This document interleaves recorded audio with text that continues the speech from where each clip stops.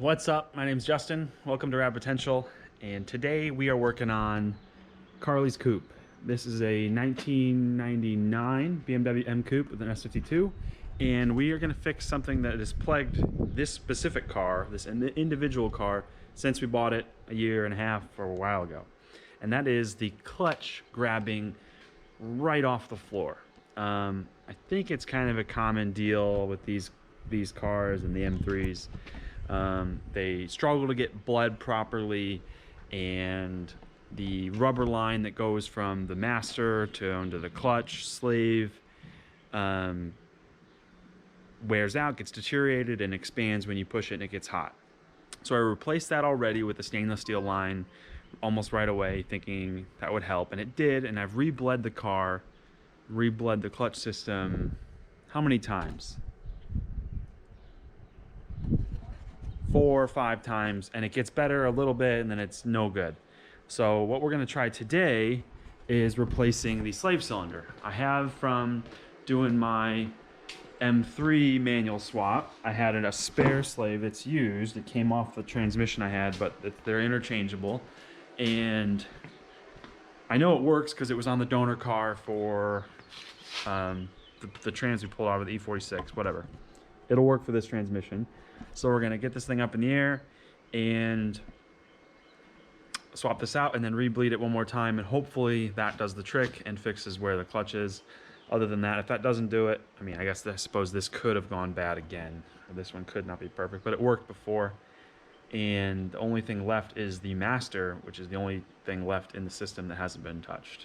But I believe this is it. I think there's a common thing or somewhat common, where the pin seals fail and then they don't do as well. I don't know, but I've got this in the garage, so we're just gonna jump right in and swap it out. So I jumped in the car to show you how bad this is and how annoying it is. So I got the pedal on the floor, just put it in gear, the car's moving. That's maybe a ½ an inch of travel, and it's basically fully engaged, an inch off the floor. When you see, look how much pedal travel there is. Like 8 inches of travel, and it's almost fully engaged in the first inch to inch and a half. So it's an absolute pain trying to like rip this car, because when the trans is fully loaded up and you're going from like second to third, it doesn't fully get it out of gear, and it's annoying. It's fine to cruise around gently, but with any pace it's annoying. So just wanted to demonstrate, see if you can see the ground and me moving at the same time with how much. There, that should show it, but it's bad and it's annoying. So we're gonna fix it, pull it up onto some ramps and get it up in the air.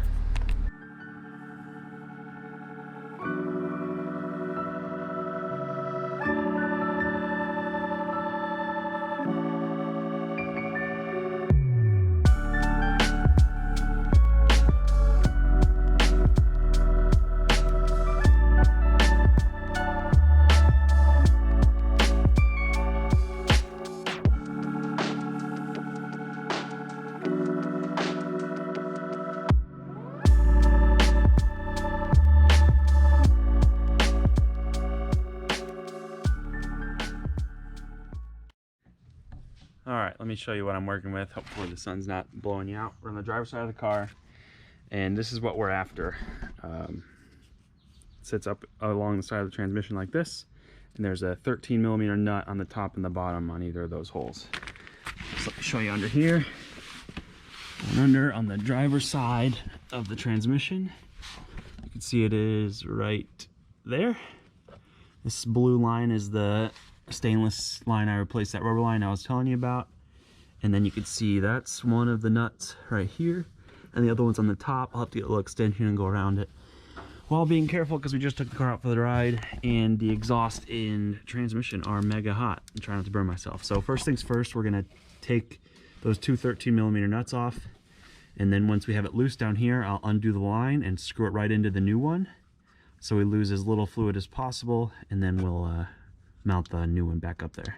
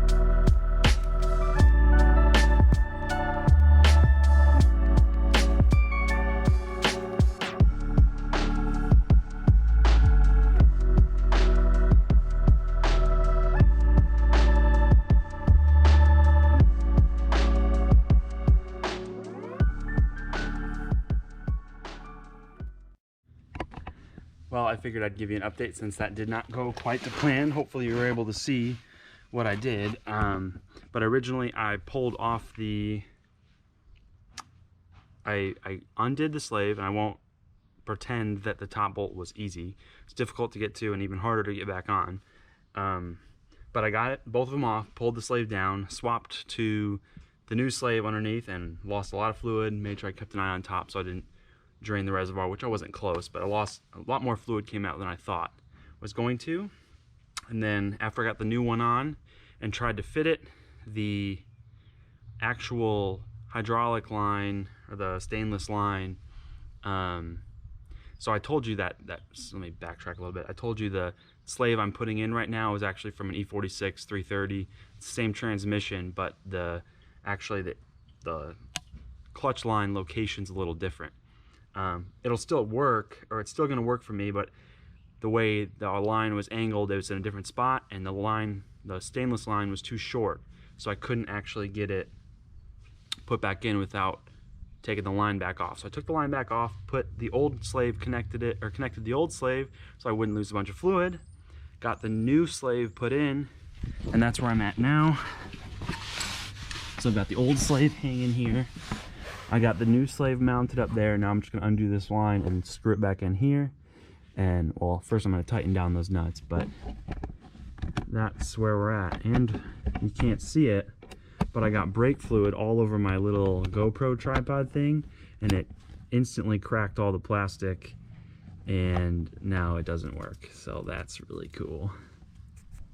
This is what it looks like now. Just one of those little things, but brake fluid got in here.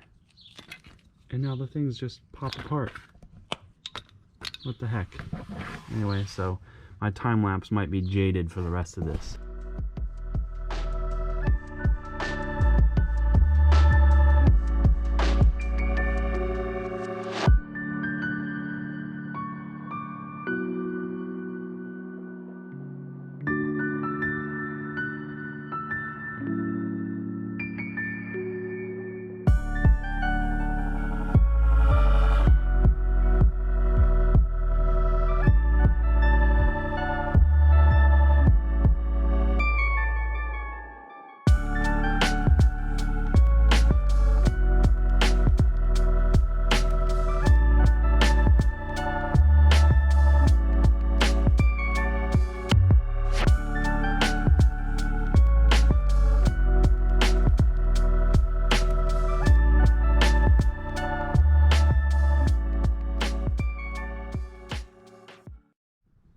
Well, that went a little more poorly than I had hoped. I don't know if you could tell, but I lost quite a bit of brake fluid, had it running all the way up to my elbows, trying to get the line threaded in because it was barely long enough to reach the new location of my poor fitting slave replacement, whatever. So last thing to do is bleed the slave or re-bleed the clutch, which this is the old one obviously, but it's hard to show in there.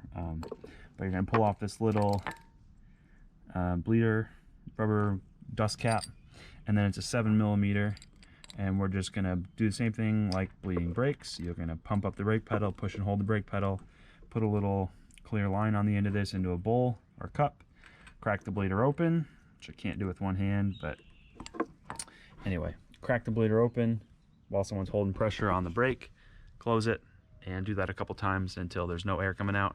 I think we might be all right. I mean, it flushed right through it, but we'll do that a couple times to make sure, and then we'll test it out, and I'll check back in with our finished product, and hopefully we've got a better feeling clutch pedal. All right, we've got the clutch all bled. One thing to remember, don't forget to top off your brake fluid. Check it while you're bleeding it, and top it off so you don't run it low. But fire it up, and let's see if we can tell with it in the air. And it's just like start like you're going from a stop, but release the clutch really slow. Should I push the gas? You don't need to. Okay, go back in. It looks like it's starting right off the floor again. Well, the wheel's moving right when you... So it's been a little bit since the last clip of this, but we bled it one more time, and bled it good. There was no more air coming out, but it looks like, it feels like it's still coming off the floor. It's like marginally better, but not where it should be. So the only thing left I can think of is that little plastic, I think it's plastic from the factory, the little clutch fork pin, which would be, if it's worn, not pushing the clutch in as far with the travel of the slave cylinder. So if you think that might be it, if you got any experience with this, let us know, let me know. If you tuned in to learn how to do a clutch slave replacement, well, we did that, but we didn't quite solve our problem here. So regardless, thanks for following along, and keep it rad.